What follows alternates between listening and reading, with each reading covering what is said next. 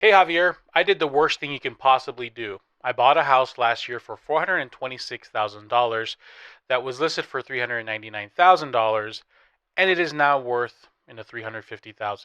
My agent told me that the market was only going to continue to go higher and higher. We found this great house and we were stuck in a bidding war that we eventually won by going all the way up to 426, waiving our appraisal contingency and our inspection contingency. Overall, we have been happy with the house and I've had no issues. However, I can't help but just feel terrible about the decision I made, and I just feel like my stomach churns every time I think about what I paid for my house. Can you help me by finding out if I am truly underwater? And should I have just waited to buy a house? So first and foremost, I did confirm the address they sent me, and I did confirm on the tax records that they did buy it for, in fact, $426,000, and it was listed for $399 with $900. Well, here's two things happening. Previous to that, like from 2020, 2021, it became very custom to have to compete with other cash offers, and you would have to offer like an excessive amount over the list price, and this is what primarily led to a lot of the market value or the housing values going up a lot higher, really overinflated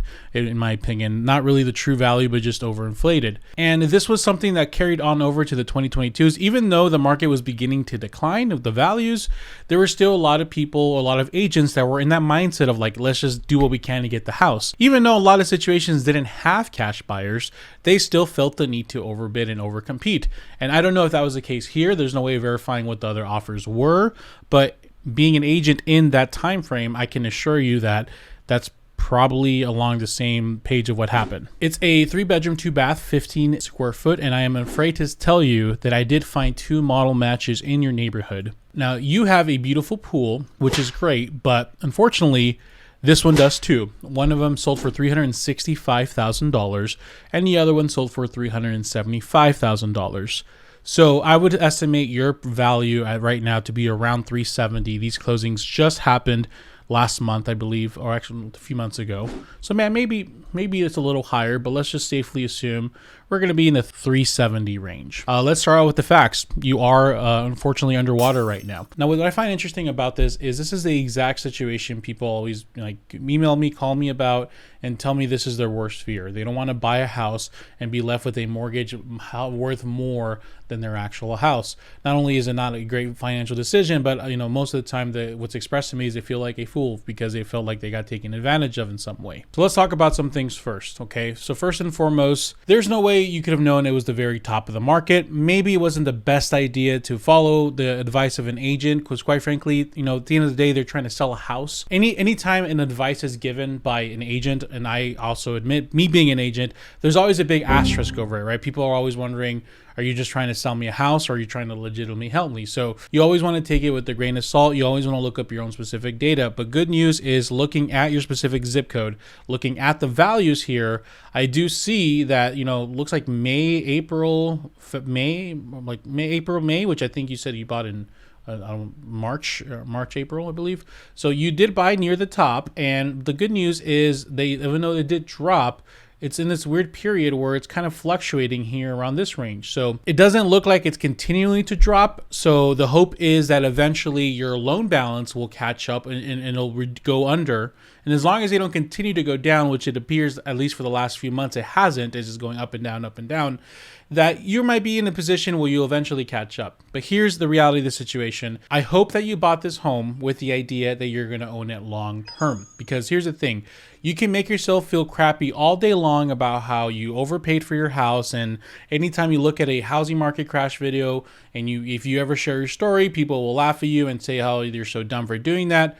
But let's look at the bigger picture here, because you shared your monthly payment with me and you shared that your interest rate was 4.75. Let's compare the situation. If you were to say buy right now for 360, how would that have looked like versus what you bought when you bought overpriced that you're making yourself feel crappy about? So I was able to replicate your monthly payment scenario here pretty accurately because I was able to find the tax rate and the insurance premium. I kind of guessed at it. The PMI, I kind of guessed at it. Saw that your loan balance means you probably paid around 5%. So I was able to kind of line up with your monthly payment here with your interest rate and everything. So 23.8389 I want you to really look at the interest here, okay? After 3 years, you paid $53K. After 5 years, you paid $87K. And after it's all said and done, you're going to pay about $333,000 of interest, which is still below your purchase price of $426,000. Now, what they would have you believe is that it's much smarter to buy a house when things are cheaper. So let's say you would have waited a year. How would the situation look then? Well, let's change it here right in front of you guys. So what we can do here is plug it in right easily. So 360, 7% interest rate is the current rate right now. We did an annual tax of $1,400 and annual insurance premium of $2,000, which are identical to what's right here. And we can see that our monthly payment is actually higher than your current. Even though you're buying the house $65,000 cheaper, your monthly payment is still higher. But what's more concerning is if you look at the interest paid, scenario 1 versus scenario 2, we can see the interest is a lot higher. If we scroll down here, scenario 1 being your situation and scenario 2 being the situation if you would have bought right now, the loan balance is significantly less. Yes, $62,700 less.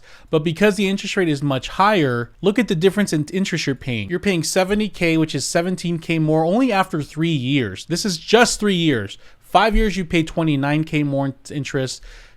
10 years, $59K, 20 years, $114. And after 30 years, you paid $143,620.47. After all is said and done, you paid way more interest, $477,000 in interest to your $342,000 loan, whereas where you're going to pay $333 of interest for your $404,000 price. You can make yourself feel crappy all day because you're looking at the specific price and what you bought it for. But at the end of the day, you bought a house within your means, which I can see according to the budget you sent me, you're bought within your means. You will be able to comfortably afford your monthly payment for the foreseeable future. You have a baby on the way and you have a 3-year-old. And guess what? You got to give them that yard that they deserve. And yes, you did buy more, that purchase price a little higher than you should have, and you probably are a little underwater if you wanted to sell it.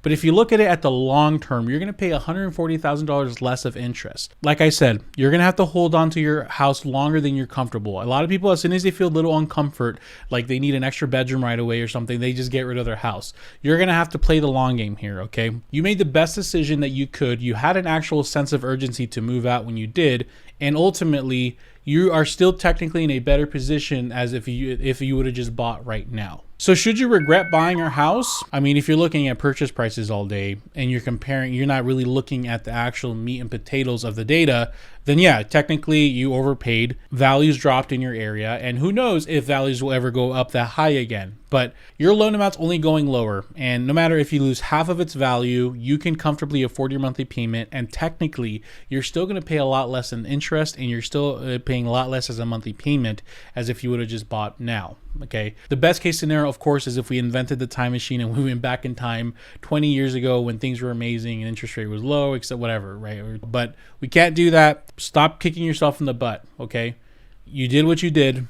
Your interest is in good hands. You live in a neighborhood you love. You can safely afford and you're comfortable. Take a deep breath. You did it. Now, for everybody else who is concerned, please, please, please let this be a lesson to you. Try to do what you can to get your interest rate as low as possible. Just because prices are lower now doesn't mean like, yay, things are great. No, that interest at 7% is absolutely killer. So it's not all bad news, fortunately. Not like the other video I made where I talk about someone who can no longer afford where they live because they bought $1 million house when everything was great and their income got cut in like really steeply. And now they can no longer afford where they live in their $1 million house. Like if you want to watch that video, it's coming up next. For everyone else, thank you so much. See you on the next one.